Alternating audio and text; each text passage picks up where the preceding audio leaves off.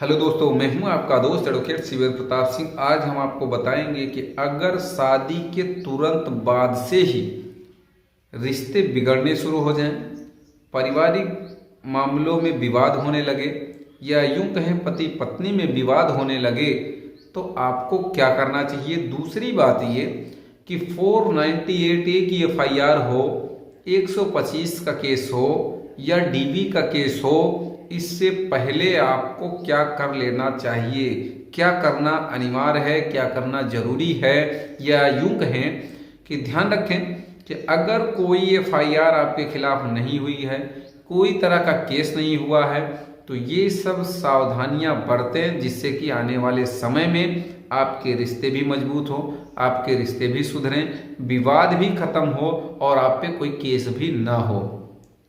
अगर आप पे केस हो जाता है तो यहाँ तक ऐसे ऐसे लोग भी हैं कि लाखों रुपए बर्बाद कर चुके होते हैं, लेकिन आप लाखों रुपए बर्बाद होने से पहले की बचत जो है वो करना बहुत जरूरी है। ध्यान रखिए कि अगर पत्नी आई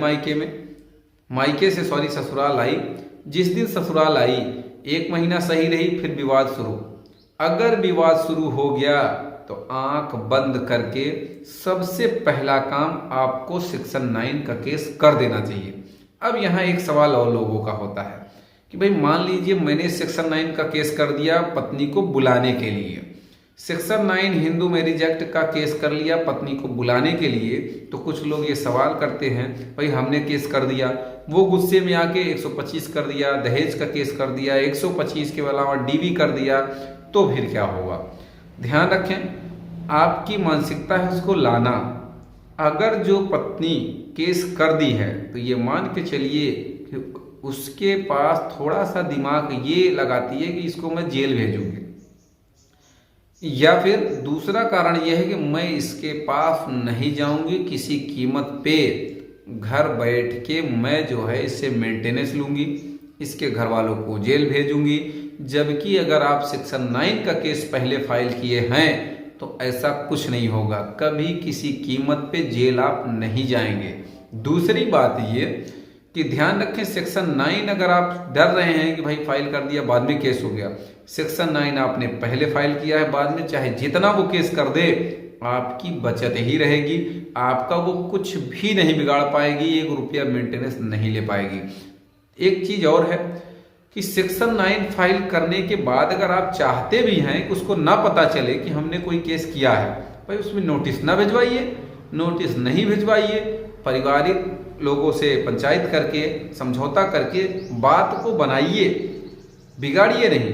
अगर विवाद शांत हो जाता है, कुशल मंगल पूर्वक वाक़ रहने लगती है तो बहुत अच्छी बात है, फिर कोई केस करने की जरूरत नहीं है। भाई आप सेक्शन 9 जो किए हैं वो कोर्ट में जाके विड्रॉ कर लीजिए, काम खत्म, वापस ले लीजिए, विवाद ही खत्म।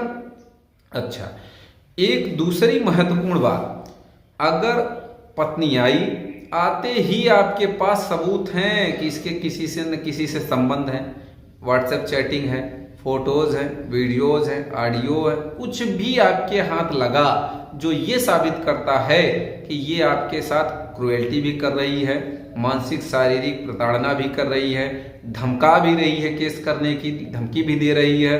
दूसरी बात ये कि इसके और लोगों से संबंध भी हैं, तो ऐसी स्थिति में सीधा आप एक काम करें, अगर आप उसको नहीं रखना चाह रहे हैं, सोच लिया है, चाहे वो केस करने के बाद की स्थिति हो चाहे केस करने के पहले की स्थिति हो, सीधे डाइवोर्स का केस फाइल कर दीजिए। अगर आपके पास पर्याप्त आधार हैं तो डाइवोर्स 100% मिलेगा। डाइवोर्स केस करने के बाद अगर पत्नी कोई केस करती भी है तो कोई उसका वैल्यू नहीं है, कुछ नहीं ले पाएगी, मेंटेनेंस नहीं ले पाएगी। अक्सर लोगों के पास एडल्ट्री का दुनिया भर का सबूत होता है, लेकिन लोग वो सबूत लिए टहल रहे होते हैं, वो सबूत थाना पुलिस को दिखाते हैं, जहां उस सबूत को लगाना है वहां वो लगा नहीं पाते हैं, कहते हैं कि कानून मेरी सुन ही नहीं रहा है। अगर आप सही से काम करेंगे तो बहुत पैसा नहीं लगेगा, लोग 50,000 बर्बाद कर देते हैं, सही रास्ता जो बताता है, सही काम का तरीका उन्हें बताता है या सही चीजें बताता है, सही केस करना बताता है, उसको वो 2-4 हज़ार नहीं दे पाते हैं। कहने का मतलब ये कि जो व्यक्ति आपसे झूठ बोल के बड़ी बड़ी बातें कर गया उसको आप बर्बाद कर लोगे, पैसा बर्बाद कर लोगे, थाने पे दे दोगे। तो कहने का मतलब ये, सही जगह पे सही एविडेंस लगाएं, सही केस फाइल करें, विजय आपकी ही होगी। तो सेक्शन 9 का केस फाइल करना या डाइवोर्स का केस फाइल करना, ये तो विचार आपका है, आपने जो सोचा वो करिए, लेकिन सही बात यह है कि सही समय पे सही काम कर लेना। समय आए तो नोटिस भेजना, अगर बात बन जाती है तो कोई ज़रूरत ही नहीं नोटिस की, आप बचे रहेंगे, कोई दिक्कत नहीं, आप अपना बचाव कर लें। ध्यान रखें, बहुत लोगों के पास सीसीटीवी कैमरेज की फुटेज होती है कि जो सबके साथ गाली गलौज मार पिटाई इस तरह की बात है।